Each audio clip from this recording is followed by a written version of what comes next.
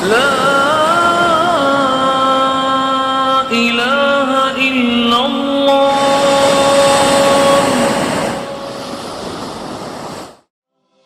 Send me your mercy, send me your peace, or I am lost for sure. Oh, here I am, yearning for your cure. This humble servant will be diverted from you no more. Assalamu alaikum wa rahmatullahi wa barakatuh. May Allah's peace and blessings be on each and every one of you. I'd like to welcome you, dear viewers, to our series, The Best of Tawheed.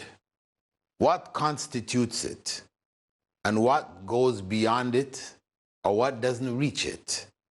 This is what we're looking at. By understanding the theory, we understand what constitutes Tawheed in Islam. Then we had to look at what violates it to more clearly understand the boundaries. Where are the boundaries which you can't cross? When you cross, you're now in violation. And we have looked at both the theory, the practice, and the violation from the perspective of the various categories into which the principle of Tawheed has been divided. The first category, we said many episodes back, was that of Tawheed al-Rububiyyah, or maintaining the unity, the unique unity of Allah with regards to His dominion over all things. He is the creator of this world, and nothing happens in this world without His permission. That's His dominion, His lordship. The second was Tawheed al-Asma wa Sifat, or maintaining the unique unity of Allah with regards to His names and His attributes. Specifically, His attributes. The attributes define who is He and who is not. And we also set the parameters for that. Then we looked at, finally, the fruit from those first two segments of Tawheed. It is all in support of worshiping Allah as He deserves to be worshipped. That's the third category. Tawheed al-Uluhiyya, or Tawheed al-Ibadah. It's called this or that, both are the same. Maintaining the unique unity of Allah with regards to His worship. How do we worship Him? According to Tawheed in Islam, the monotheistic view, the truly monotheistic view of God in Islam. After looking at those details, we then went and looked at ways by which these categories are violated. The most common ways around today. In the past, there were others, many others. In our times, there are certain ones which are most dominant. Among them, the amulets. That's for violation of Tawheed al-Rububiyyah, the amulets. For violation of Tawheed al-Asma wa Sifat, we looked at the concept of Allah in terms of His creation, images made of Him, can we see Him, etc. That aspect of Tawheed is violated when we make images of Him, because we have never seen Him. We can't even see Him in a dream, because we can only dream of things that we have already seen. It's not possible to dream about what we have never seen. The third category, Tawheed al-Ibadah, or maintain the unity of Allah's worship, we're going to be looking at now common ways by which it is violated. In our previous chapters, we did look at the violation of Tawheed al-Asma wa Sifat, also with regards to Allah being in His creation or being outside and beyond His creation. Our belief is violated when we believe that Allah is in everything. He's everywhere and in everything. That violates the true monotheistic belief in Islam. So what we're going to look at now is worship. And in particular, we're going to focus on saint worship, the worship of saints. Intermediaries or associates that are given to God. They may be given honorific titles which elevate them in the sight of people, but in the end, it's all about praying to other than Allah. Now, the idea that there are some people who are closer to God than us, that people are on different levels, is a natural idea, as we see people on different levels in so many other aspects of life. Some have more knowledge than us. Some have more strength than us. Some have more property than us. Some have more children than us. Some have more wives than us. People are not equal and the same. There are differences all among human beings. And Allah spoke of those differences when He said, وَاللَّهُ فَضَّلَ بَعْضَكُمْ عَلَى بَعْضٍ فِي الرِّزْقِ. Allah has favored some of you over others with regards to sustenance. He has given some of us more than others to be able to look after more than others, or look after better than others. So the favoring is a reality. Some prophets were given certain qualities and certain abilities, and others were not. Allah favored some of the prophets over others. And He said, تِلْكَ الرُّسُلُ فَضَّلْنَا بَعْضَهُمْ عَلَى بَعْضٍ. Those were the prophets, of whom we favored some over others. Some He spoke to directly, others He didn't. So this issue of favoring is a part of how Allah has created this world. In the case of favoring some over others, in the case of wealth, He had the principle of zakah in place, obligatory charity and voluntary charity in place, so that people would be in a position to be generous and to share what they have with others. So this quality of generosity could be developed. And that quality makes a human being a better human being. In the end, a generous person is better than a person who is not generous. No doubt. So these favors that Allah has given to some human beings over others, it's not just blindly being given, unfairly being distributed. No. For each person who has been given something, there is a responsibility that comes along with it. He or she has more responsibility in their use of what Allah has given them. So it's part of the test. Don't think that simply because you've been favored in one way or another that you're better than others. No. How you handle that favor, this is what now makes you better than others. Than others who had the same favor as you, but they mismanaged it. They mishandled it. Then you are better in that regard. But simply having and others not having doesn't make you better. Yes, Allah favored you. But that favor could be the cause of a bigger punishment where you would say in the end, I wish I didn't have that favor. But of course, when you had the favor and others didn't, you loved it. But it's part of the test. Similarly, Allah says, الرجال قوامون على النساء بما فضل الله بعضهم على بعض. Men are guardians of women, by which Allah favored some of them over others. Allah has put men in that position of authority over women. وَلِلرِّجَالِ عَلَيْهِنَّ دَرَجَةً. And men are one level over women.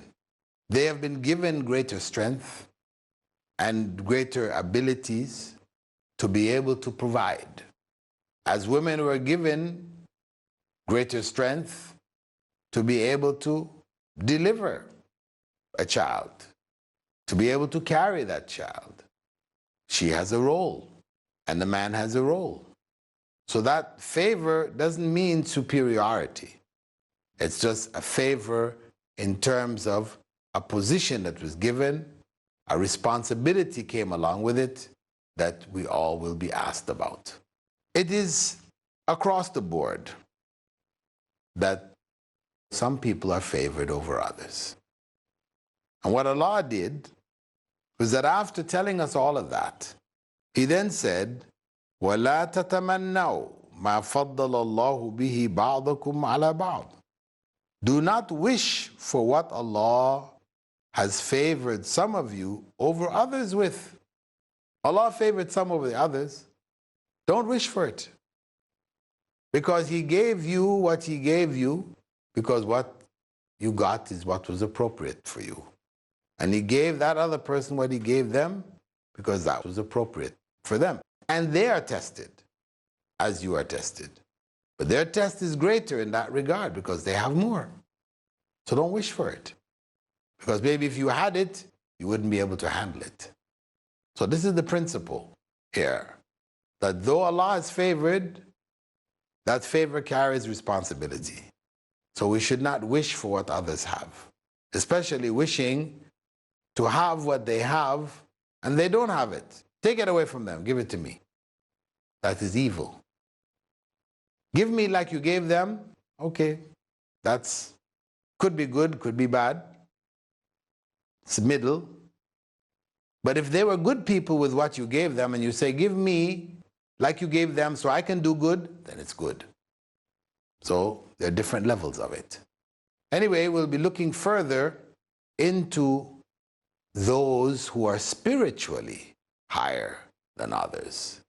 Can they take the role of intermediary between us and Allah? Can we direct our prayers to them? This is the question. And we'll answer that question in the second half of our program after the break.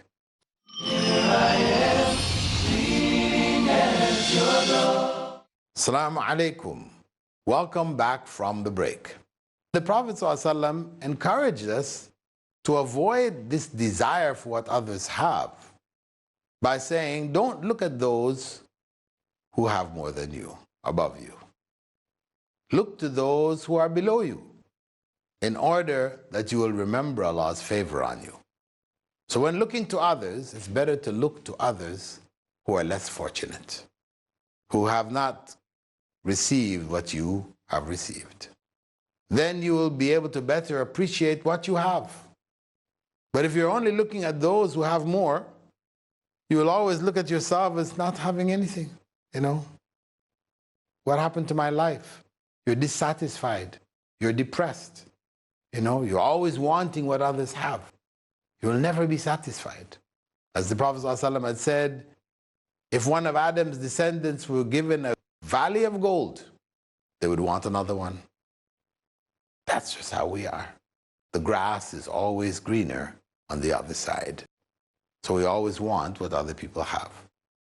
But chasing what others have is a wretched state to be in. Our lives will be a mess. We will never be happy. So As the Prophet ﷺ advised us, look to those who have less. If you look at them, then you will appreciate what you have. You'll be thankful to Allah for what was given to you. You'll be contented. You can find contentment. But as long as you're always looking to those above you, wanting and desiring what they have, then you will never be satisfied. The real favor or the real superiority lies not in the material world, but in the spirit. What makes a man or a woman superior to another man or woman? It is not their family, not their wealth, not their looks, but their consciousness of God. In Arabic, it's called taqwa. This is what makes the superior person, taqwa. The person who has a consciousness of God lives a life which is pleasing to God. His or her life becomes a life of worship. And that's what makes them superior. And that is what we should be striving for. A life of righteousness. That we would be blessed with taqwa, consciousness, real consciousness of God, which would guide us through our daily lives, through all the issues, the problems, the difficulties, the hurdles, the good times, everything guided by taqwa becomes good. So we're in a win-win situation all the time where there is taqwa. That's why the Prophet ﷺ said, "Ajaban li amril mu'min." The affair of the believer is amazing. It's amazing. And this is only in the case of the true believer. For if good comes to him or her, they are thankful to Allah, and Allah rewards them for it. And if evil befalls them, they are patient with it, and Allah rewards them for it. The affair of the true believer is amazing. It's win-win all the way. When people often forget Allah, when the good times come, people are successful, they've won, business is this and that. This is the time that people should be thankful. But instead of that, they tend to be so overjoyed with their success, they forget God. Now, when they were struggling on the way up, they were praying all the time. You see them praying, trying to, oh Allah, help me in this, help me in that, help me in the other. They're steadily turning to prayer all the time. Now, once the success comes, they've made it, they stop praying. Or they only pray on occasion. So what happened here? That success really was not a good thing for them. When they were not successful, they were more religious. They were more righteous. When they become successful, now they've become unrighteous. When they're on their way up, they would give charity, believing that charity would make their situation better. When they have it all, now they look down at people. Maybe they don't even want to give away anything. Even though they have stuff to give, they have means, they have wealth, etc. Now they've become very stingy. These things happen. It's quite common. And that's why the Prophet ﷺ had said, the poor will enter paradise 500 years before the rich. The poor will enter paradise 500 years before the rich. So don't desire to be rich unless you are looking at it from the perspective of doing good with it. You wish you had these riches so you could do this great good. So the goal is taqwa, consciousness of Allah. This is what makes one superior to another. And this was stated in Surah Al-Hujurat, 49th chapter, verse 13. Allah stated in the Quran, "Inna akramakum indallahi atqakum." Verily, the most noble among you is the one with the most taqwa, the most consciousness of Allah. And that is the goal that we should strive for. And this is what makes one person better than the other. And this is something which ultimately we can't tell what's going on in people's hearts. Of course, there are external signs that indicators that a person is pious or righteous. And we have to judge in the end by what we see externally. But know that the Prophet, may God's peace and blessing be upon him, he recommended in marriage this consideration as being the most important. The messenger said, a woman is married for 4 reasons: her wealth, her nobility, her beauty, and her piety. Choose the pious one and be successful. So he recommended it here. In choice of our spouses, we try to choose those who are most righteous as far as we can tell. Similarly, the Prophet ﷺ had said, if a man whose practice of the religion satisfies you asks your daughter in marriage, you should marry them, otherwise there will be corruption in the land. That marriage is encouraged in Islam, and early marriage is further encouraged. And if this doesn't take place, then people in the prime of their youth, when the hormones are driving them, will end up expressing these things in one way or another. If they cannot be expressed healthily through marriage, then they're going to be expressed unhealthily in corruption, pornography, masturbation, variety of other things that people will end up in to fulfill the desires which should have been fulfilled in marriage. So we should not allow the other considerations, tribalism and other things, nationalism, to stop marriage. Marriage should be encouraged. But the reason for choosing the individual to marry, whether choosing a wife or choosing a husband, should be, the primary reason should be their piety. Of course, after that, if they're good looking, they have means, they're financially well off, whatever, they're from quote unquote good families, then this is all good. This is good too. It's not to say you don't consider it at all. However, priority is that of taqwa, of God consciousness. And on one occasion, the Prophet ﷺ reprimanded Abu Dharr, one of the companions, for derisively calling Bilal, you son of a black woman. After saying that, the Prophet ﷺ said to him, look, surely you are not better than a brown man or a black man, except by fearing Allah more than them. And he, in his farewell pilgrimage, reiterated this point, saying that there was no superiority of the Arab over the non-Arab, of the black over the white. The only superiority is in taqwa, in consciousness and fear of Allah. So we said that this is the main criterion for determining who is superior to who. So now when we go to look at spiritual superiority, which would elevate one to become an intermediary between ourselves and God, we need to look at this principle very closely. And we're going to stop here in this segment. Our time has run out, and we will see you in our coming segment, in which we will look more deeply into the concept of saint worship. We now bid you farewell. Hope to see you in the next episode. Assalamu alaikum wa rahmatullahi wa barakatuh.